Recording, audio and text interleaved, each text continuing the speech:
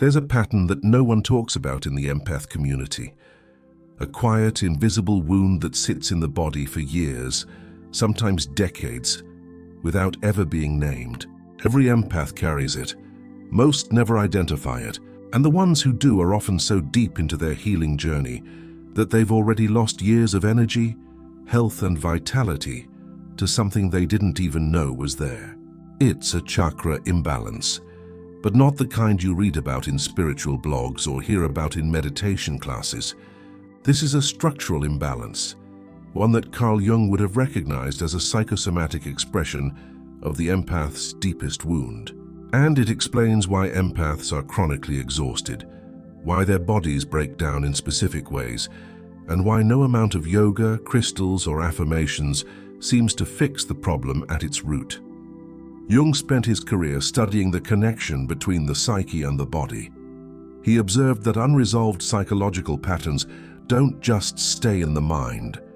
They migrate into the body and settle there, creating physical symptoms that mirror the emotional dysfunction the person hasn't addressed. For empaths, this migration follows a very specific path, and it always targets the same energy centers. The imbalance begins in the solar plexus, the third chakra, the seat of personal power, identity, and self-worth. In a healthy individual, the solar plexus is strong, balanced, radiating a quiet confidence that says, "I know who I am." But in empaths, this chakra is almost always compromised. Not because empaths lack worth, but because they've spent their entire lives outsourcing their sense of self to other people's perceptions. They've been so busy reading the room, managing everyone's emotions, anticipating needs before they're spoken, that they never developed the internal anchor that the solar plexus is supposed to provide.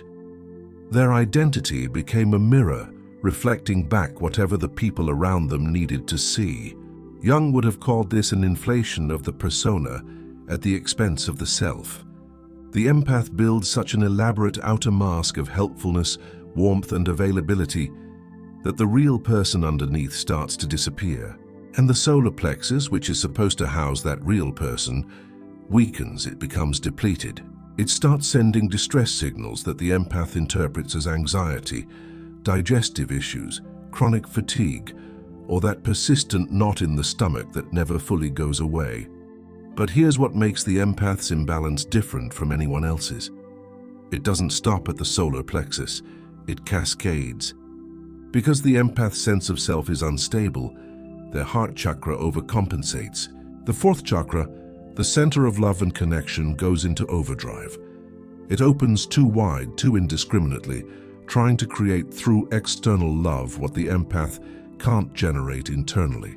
The empath loves too hard, gives too much, attaches too quickly, because the heart chakra is desperately trying to fill the void left by the collapsed solar plexus. This isn't generosity, it's energetic survival. The empath system has learned that if it can just love enough, give enough, be enough for someone else, the emptiness at the center might finally be filled. Jung recognized this dynamic in his patients. He saw people who poured themselves into relationships not out of abundance, but out of deficit. They weren't sharing love. They were seeking completion.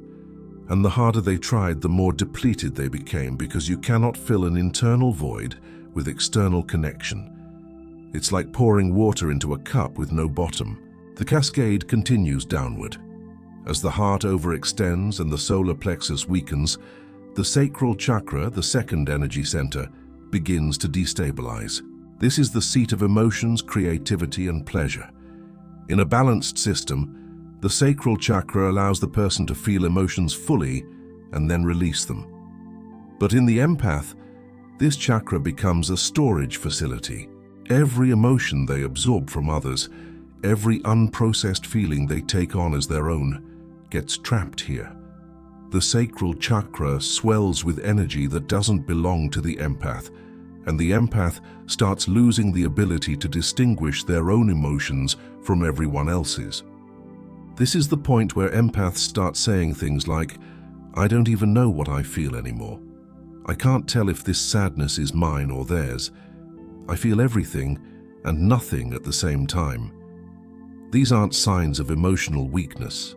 They're symptoms of a sacral chakra, so overloaded with foreign energy that it can no longer process the empath's own emotional reality. Jung observed this pattern and described it as psychic contamination, the unconscious absorption of another person's emotional material until it becomes indistinguishable from your own. Meanwhile, the throat chakra, the fifth center, begins to close. This is the chakra of expression, truth, and authentic communication. As the empath system becomes increasingly overwhelmed by other people's energy, the throat chakra restricts. The empath stops speaking their truth, not because they don't know it, but because they've learned that their truth makes other people uncomfortable. They swallow their needs, they edit their words, they say I'm fine when they're drowning, because the throat chakra has learned that silence is safer than honesty. Every time the empath suppresses a boundary, every time they say yes when their body screams no, the throat chakra tightens a little more.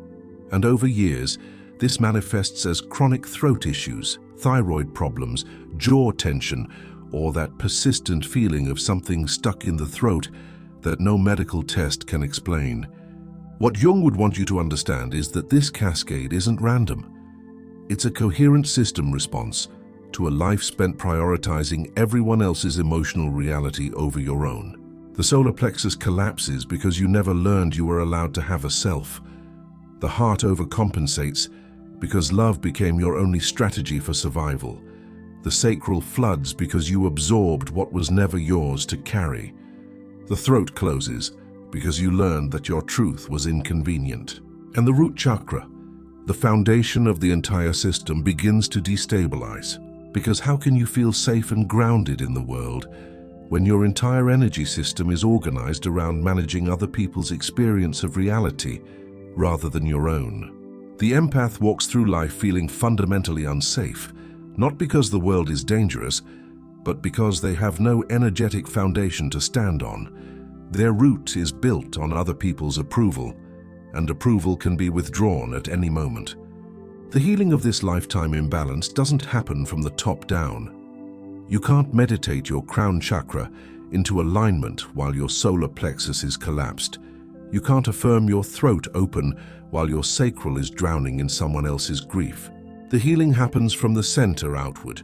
It starts with the solar plexus, with reclaiming a sense of self that doesn't depend on being needed, with developing an identity that exists independently of how useful you are to others, with building an internal foundation that says I am enough, not because of what I give, but because of who I am. Jung called this the process of individuation, becoming a distinct, whole individual rather than a reflection of everyone else's needs. And he found that when empaths begin this process, the entire chakra system starts to reorganize. The heart learns to love from fullness rather than emptiness. The sacral learns to release what isn't yours. The throat opens because you finally believe your truth matters. The root stabilizes because your safety is no longer contingent on someone else's mood. This reorganization isn't comfortable. It feels like everything is falling apart because everything that was built on the old pattern has to be dismantled before the new structure can emerge. Relationships shift. People leave. The empath grieves the loss of an identity that was never really theirs to begin with. But what emerges is something the empath has never experienced. A body that feels like home. An energy system that serves them rather than depletes them. A life organized around their own truth rather than everyone else's comfort. You've been carrying this imbalance your whole life. Not because something is wrong with you, but because no one ever told you that your energy system was designed to serve you first. That your chakras aren't meant to process the entire room's emotional reality. That your sensitivity is a gift, but only when it flows through a system that's anchored in your own center, your own power, your own unshakable sense of self. The imbalance isn't permanent, it's a pattern. And patterns can be changed, but only when you stop trying to heal everyone else's energy and start reclaiming your own. Jung would tell you that this reclamation isn't selfish. It's the most essential thing you'll ever do. Because an empath without a center isn't compassionate. They're consumed. And you were never meant to be consumed. You were meant to be whole.